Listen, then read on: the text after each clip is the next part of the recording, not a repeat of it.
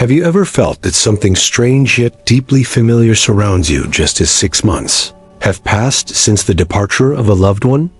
As if an invisible presence were whispering from another realm, as if a gentle but insistent energy touched your soul right when the calendar marks half a year of absence.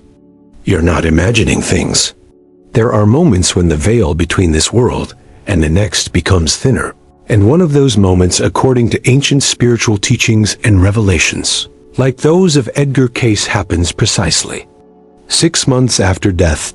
In this video, I'll reveal 5 unexpected signs the soul may send you 6 months after leaving its physical body.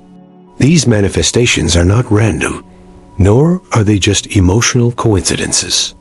They are subtle footprints the soul leaves behind when it reaches a key point in its journey through the other plane, and feels it's time to remind you that it is still alive, that it still loves you, and that there is something it longs to communicate. This knowledge has been hidden, ridiculed, or overlooked.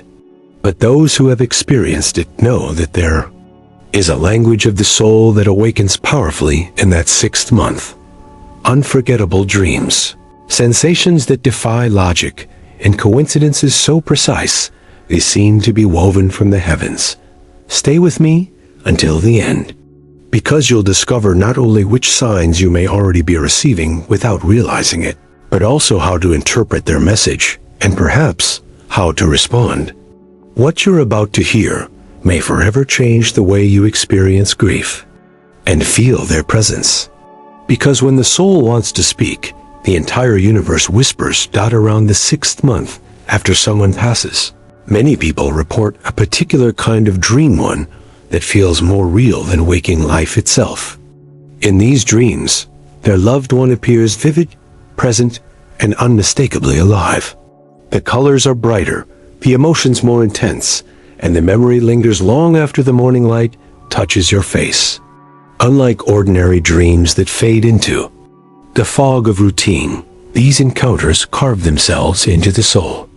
According to the insights of Edgar Cayce and countless spiritual accounts, this is not just a dream, it's a visitation. At the 6-month mark, the soul of the departed often reaches a stage of transition, a moment of rest or readiness.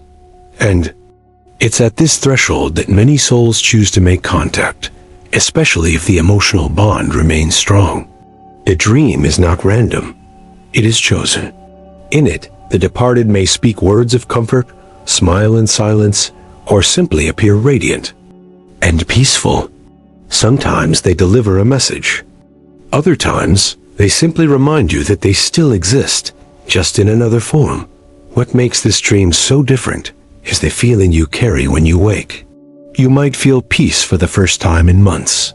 Or perhaps you cry, not out of sadness, but from a strange healing love that cannot be explained. In some traditions, it is believed that during sleep, our soul detaches slightly from the physical body, allowing contact with other realms. And in those sacred hours, the soul of your loved one may find you and whisper, "I am still with you." If you've had a dream like this, pay attention. Write it down, feel into it, because it may not have come from your mind, but from a place far beyond it. A place where love never dies. Have you ever heard a song play unexpectedly? A song that meant everything to you, and the one who passed, just as you were thinking about them? Or perhaps you saw their birth date appear on a license plate, a clock, or a receipt at a moment when your grief was peaking. These are not mere coincidences. According to spiritual traditions and the deep insights from Edgar Cayce, synchronicities are one of the most direct ways a soul tries to make contact. Once it has crossed the veil, especially around the 6-month mark, when emotional energies shift and settle into a new spiritual rhythm. Around this time, the soul, having adjusted to the other side, becomes more capable of reaching out in symbolic and energetic ways. And the universe becomes their language. They might use numbers, songs, smells, or even flickering lights to signal their continued presence. The more emotionally charged the memory, the more likely the synchronicity is to occur. These signs often arrive when you are at a crossroads emotionally, spiritually, or in need of guidance. People report impossible patterns, feathers in unexpected places, messages on billboards that seem written just for them, or receiving a call or message that includes the loved one's name, even though it shouldn't be possible. These events feel orchestrated, intimate, like a gentle tap on the soul. And in truth, they are, because the soul you loved has not forgotten you. It knows what meant something to you, and it uses the threads of your shared history to speak through time. When a synchronicity stirs your heart and brings their memory vividly to life, don't dismiss it. Instead, stop, breathe, acknowledge it out loud. Because in that moment, your world and theirs have briefly aligned, and the message is simple. I see you. I hear you. I am still walking with you. There are moments in the day when the world seems to hold its breath, when light fades into shadow, or when night begins to surrender to morning. These thresholds, known in ancient spiritual teachings as liminal hours, are powerful windows between dimensions. And it is precisely in these quiet, in-between times, dawn and dusk, that many people report sensing something. Someone, a shift in the air, a subtle warmth, a whisper with no source, a presence that cannot be seen, but is unmistakably felt. 6 months after the soul departs, this sense of presence often becomes more pronounced. Why? Because at this point in their journey, many souls reach a stage of awareness where they are no longer bound by the emotions of earthly death.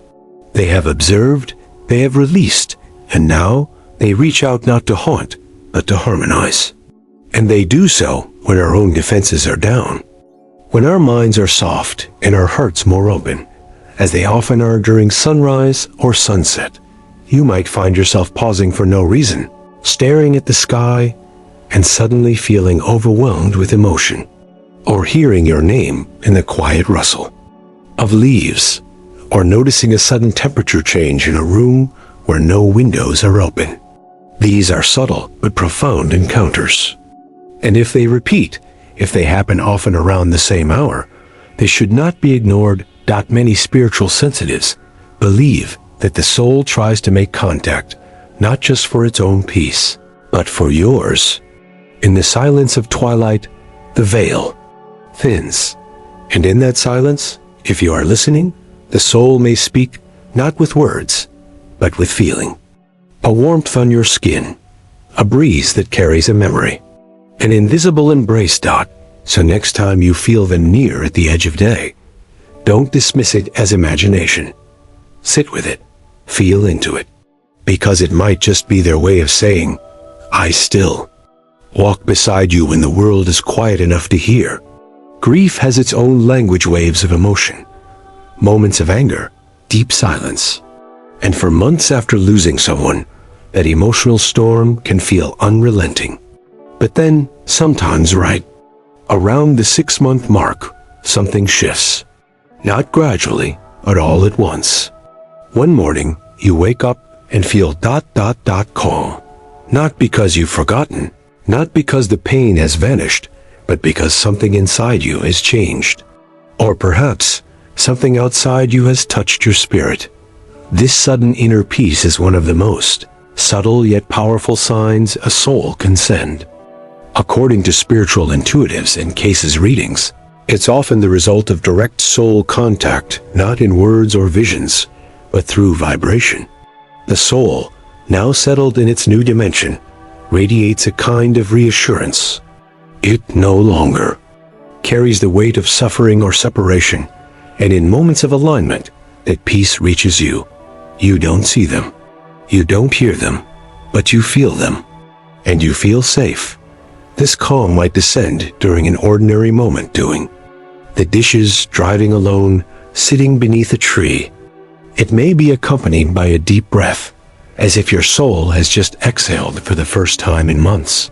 It might last for a few minutes, or echo for days. But one thing is clear. It didn't come from your mind. It came from somewhere deeper. from a soul that is telling you, I made it, I'm at peace. And I want you to feel that too. Do not brush this calm aside. Do not question it. Let it wrap around you like a blanket from another world. Because when a soul chooses to gift you with its serenity, it's not only healing, it's a sacred invitation to trust in something greater than death, the endurance of love. Just when you least expect it, someone says something that strikes the center of your soul. A stranger mentions a phrase your loved one used to say. A friend tells you they had a dream about someone who looked exactly like them. Or a child innocent, unaware, suddenly turns to you and says, they're happy now, with a calm certainty that chills your spine. These moments, though subtle, are never random. In the mystical traditions and Cayce's visions of the soul's journey, it is known that departed souls often send messages to the lips of others. By the 6th month after death, the soul begins to understand how to work with energy. It no longer relies solely on signs or dreams. It learns to flow through people, to borrow their voice, their timing, their presence, just long enough to deliver what you need to hear. The person speaking may not even know they're a vessel, but you will know, because the message lands in your chest like a sacred truth you didn't know you were waiting for. You might receive it during a casual conversation, or in a moment when your heart is silently crying for comfort. The words might be exact or symbolic, but they arrive with perfect timing, and something in you just knows it's them. Not in flesh, but in essence, in frequency, in love. When this happens, do not doubt it. Do not let the mind talk you out of what your soul has already recognized. These messages are reminders that your connection is not gone. It has simply changed form. And sometimes the soul will use the voice of another to say what they cannot say directly. I'm still watching. I still care. You are not alone. Now that you've heard these 5 unexpected signals, take a moment and breathe. Perhaps some of them have already touched your life without you realizing it. A dream that felt like a reunion. A song that played at just the right moment.